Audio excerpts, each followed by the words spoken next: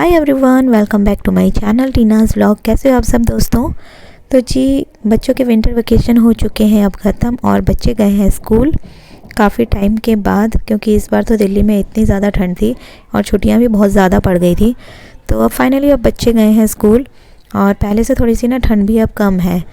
तो यहाँ पे बच्चों के जाने के बाद अब मैं लग गई हूँ घर की क्लीनिंग में। तो सबसे पहले मैं कर रही हूँ अपना बेड क्लीन। और आजकल तो रजाइयाँ कंबल वगैरह इतने ज़्यादा हो जाते हैं ना कि इनको तय करते करते ही आफत आ जाती है। तो गाइस, बच्चों के स्कूल जाने के बाद और हस्बैंड के ऑफिस जाने के बाद ना सबसे पहले तो जो हमें अपना बेड क्लीन करना चाहिए, क्योंकि बेड एक बार सही हो जाता है ना तो ऐसा लगता है कि हमारा काफ़ी काम तो हमारा वैसे ही हो गया है। और सुबह सुबह तो इतनी भागदौड़ होती है तो काफ़ी चीज़ें इधर उधर फैली होती हैं। तो सबसे पहले हमें सभी चीज़ों को ऑर्गेनाइज़ कर देना चाहिए, अच्छे से रख देना चाहिए। तो उससे भी काफ़ी मदद मिल जाती है घर के काम में।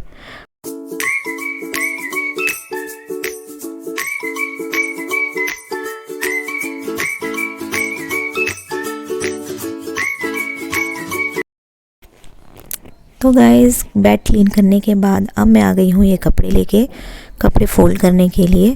एक्चुअली ये कपड़े मैंने कल धोए थे लेकिन मुझे टाइम नहीं मिल पाया था, तो अब मैं इनको फ़ोल्ड करके रख रही हूँ। और बेड क्लीन करने के बाद ना मैंने कहा सबसे पहले मैं इन कपड़ों को रखूँगी, क्योंकि वो दिखते रहते हैं ना जो फैले हुए, तो बहुत बुरा लगता है। तो मैंने कहा सबसे पहले मैं इनको रख देती हूँ फटाफट तय करके, फिर बाकी काम तो मैं बाद में करूँगी। और आजकल सर्दियों में कपड़े इतने ज़्यादा हो जाते हैं धोने के लिए भी और फिर तय करने के लिए भी, और सबसे बड़ा टास्क तो होता है इनको ऑर्गेनाइज़ करके रखना। तो सर्दियों में ना बस इन्हीं सब चीज़ों का ज़्यादा रहता है।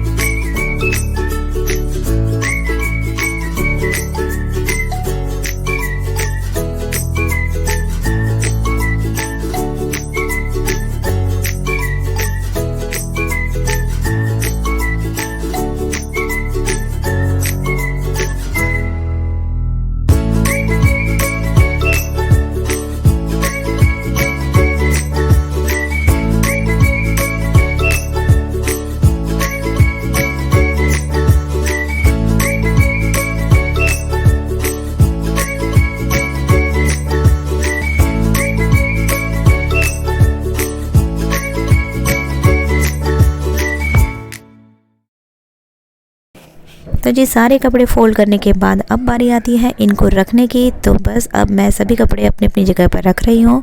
जो अलमारी के कपड़े हैं उन्हें अलमारी में रख रही हूँ, और जो बेड के हैं, जो वुलन क्लोथ्स हैं ना, वो सब मैं दूसरे कमरे के बेड के अंदर रखती हूँ।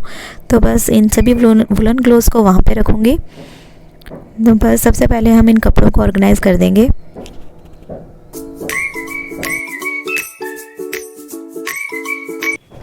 तो जी, अब करूँगी मैं अपने दूसरे रूम की भी बेडशीट चेंज। और अब बच्चे ना स्कूल जाने लग गए हैं तो काम भी ना टाइम से हो जाता है, क्योंकि जब तक बच्चे के वेकेशन थे तो काम ना टाइम से नहीं हो पाता था कुछ भी चीज़, क्योंकि बच्चे भी थोड़ा लेट उठते थे।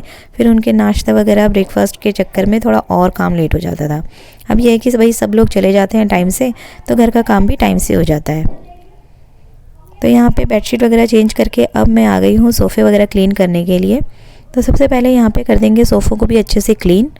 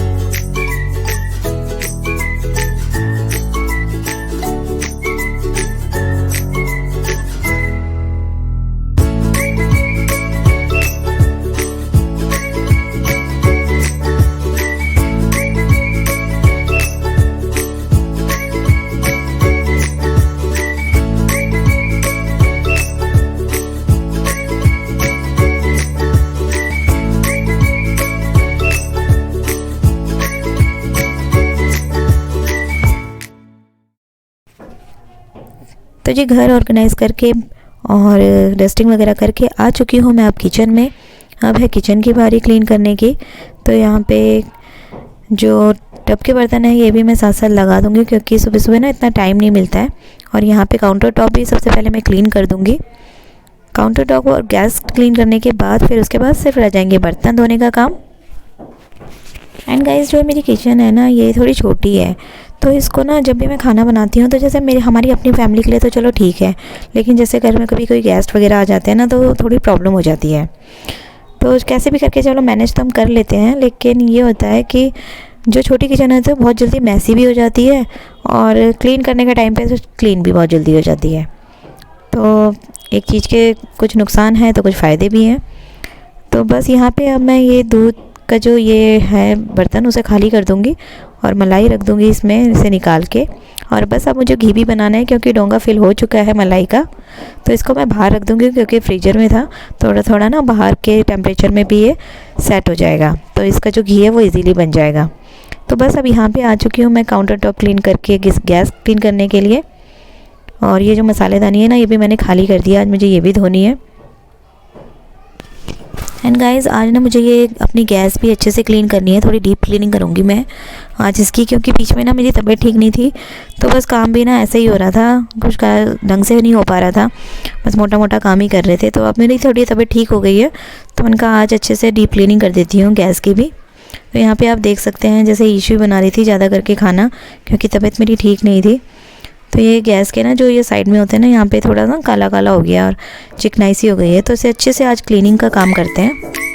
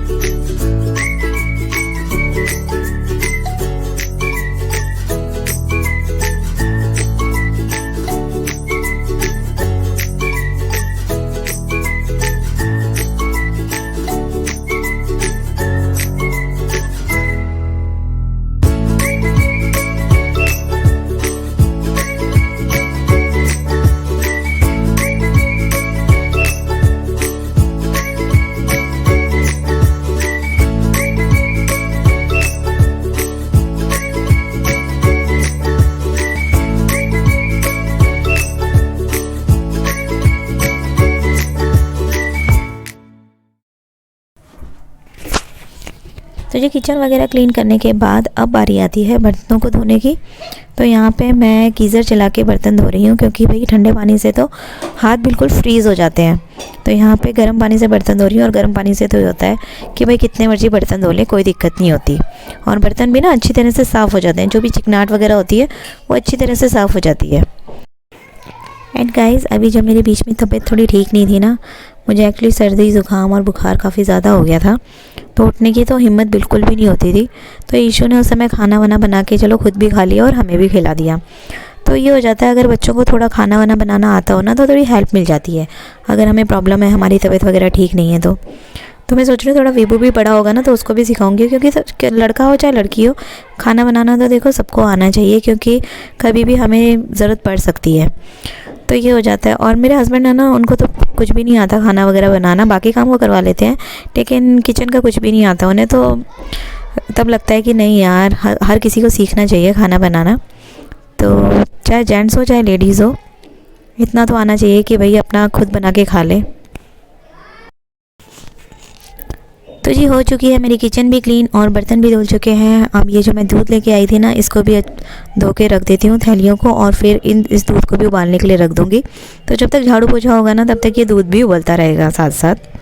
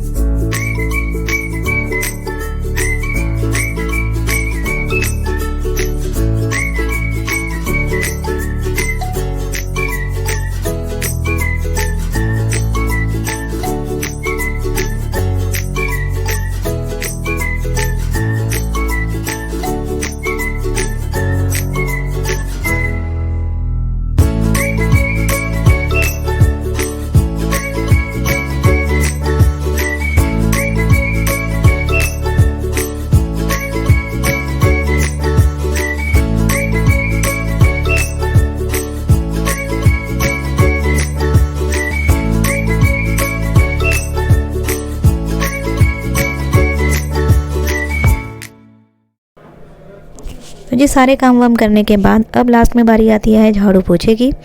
तो यहाँ पे बस झाड़ू पोछा करने के बाद फिर नहाना, उसके बाद घर का काम ख़त्म। वैसे घर का काम तो कहाँ ख़त्म होता है, घर का काम तो खैर रात तक लगा ही रहता है। इसके बाद फिर लंच की तैयारी हो जाएगी।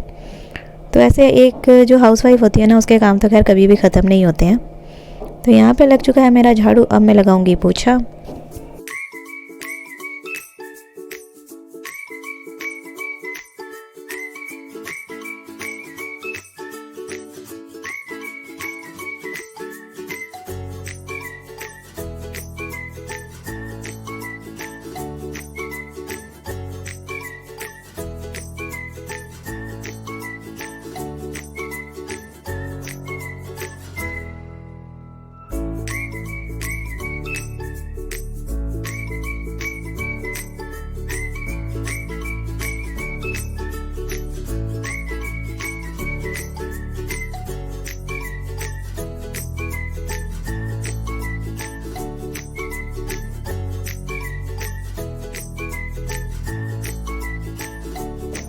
तो गाइज़ इस तरह से स्टेप बाय स्टेप काम करके सबसे पहले बेड वगैरह क्लीन करके, सोफ़े क्लीन करके, इधर उधर जो चीज़ें बिखरी हुई हैं उनको संभालने के बाद किचन क्लीन करके, किचन के बर्तन धो के और फिर देन झाड़ू पोछा करके, उसके बाद इस तरीके से हमारा काम जल्दी और अच्छे तरीके से ख़त्म भी हो जाता है। तो आई होप आपके लिए मेरी ये वीडियो थोड़ी हेल्पफुल रही होगी। अगर वीडियो पसंद आई तो प्लीज़ वीडियो को लाइक, शेयर एंड सब्सक्राइब ज़रूर कीजिएगा। मैं मिलूँगी जल्दी आपसे अपने नेक्स्ट व्लॉग में। Till then take care and bye bye, love you.